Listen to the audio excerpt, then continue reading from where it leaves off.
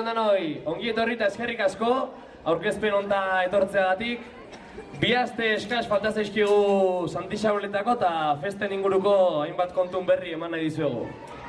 Bueno, aurten Santixabelak ekainaren 30-tik uztailaren 6-ra izango dira, eta beti bezala adinta justu guztitako ekintzak antolatzen saiatu gara. Hainbat estilotako musika kontzertuak izango ditugu, Tapia eta Leturia, Janus Lester, Diafara, La Chama, DJ ezberdinak, Mexiko Lindo Mariachiak, Laket eta halako taldeak.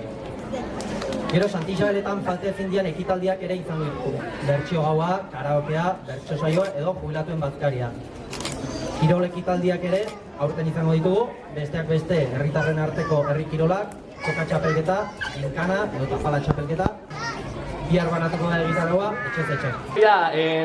Egitaraua etxez-etxe banatuko dana euskera hutsean izango da, baina egitarau elebidunak ere egongo dira, eta honakoak udalaren webgunetik zein Usurbil kulturatik deskargatu ahal izango dira. Paperean nahi izatekotan, honako lekutan eskuratu ahal izango dira, Hartzabalgo eta Santueneko Ozarren egoitzetan, Zutegi liburutegin, Potxoenean eta Kiroldegian. Eta hoxe, gaurkoz besteik ez, primerako festa azkau bate joka, eta herritar guztik gonbiatu nahi ditugu, kuadrodun zapila jantzi eta festetan parte hartu eta ondo pasatzea. Gora Santixabelak!